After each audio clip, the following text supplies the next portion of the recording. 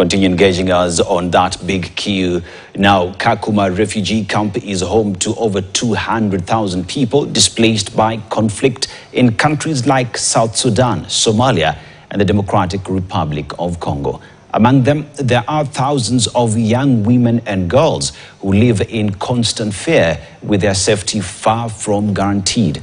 Facing a high risk of gender-based violence, these young refugees are finding resilience and empowerment through sports. Our reporter Lewis Musumba has more. Each morning, the sound of bouncing basketballs echoes through Kakuma refugee camp's tented shelters.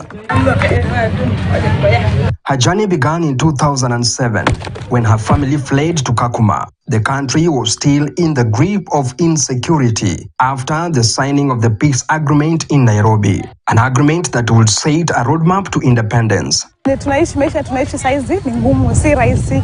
Atuweso maisha ni rahisi. Unajua maisha bila mzazi, mtoto uwezane nayo. So tunasukumana nayo tu. For Doris, basketball has become more than just a game. It is her sanctuary and a pathway to resilience. Tunajua sisi ni madem na basketball, hapo inatukipingi busy. Most ukienda community wasichana wengi kabisa wako na mimba.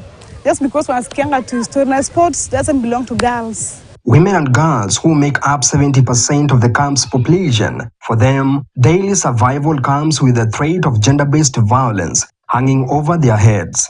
Story na drugs tu, mimba, kujinvolve tu kwa hizi vitu mbaya mbaya yote. Huwa sikuange hapo because nakuanga busy code. Mimi na hizo vitu hapana. In this environment, Doris and her teammates have found a lifeline on the basketball court. What started with just a few girls playing to beat boredom has now grown into a community of 17. Play to Protect is a safe space for them, that they feel like they belong. They belong where men are thriving, they can also thrive there. If a man is going to play, the girl can also come and play. The game is now challenging cultural norms and creating a safe space where they find strength and confidence. Mostly watching women basketball player NBA. Kuna huyu player anaitwa Enjoris, huwa anapenda game yake tu. Naipenda game yake na mwachingi sana.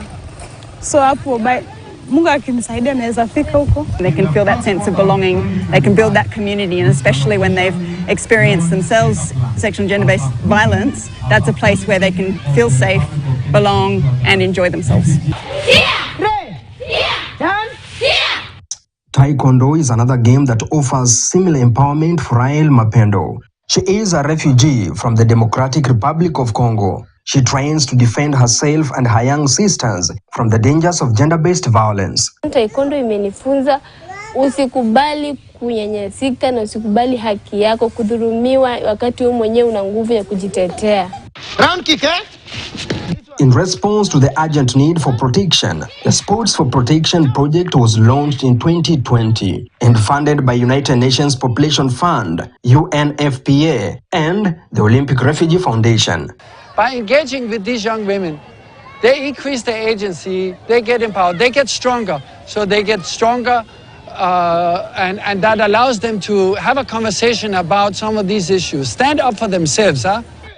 Play 2 project uses sports to reduce gender-based violence vulnerability, encouraging girls and boys to engage in sports. Some of the sporting activities were traditionally dominated by males.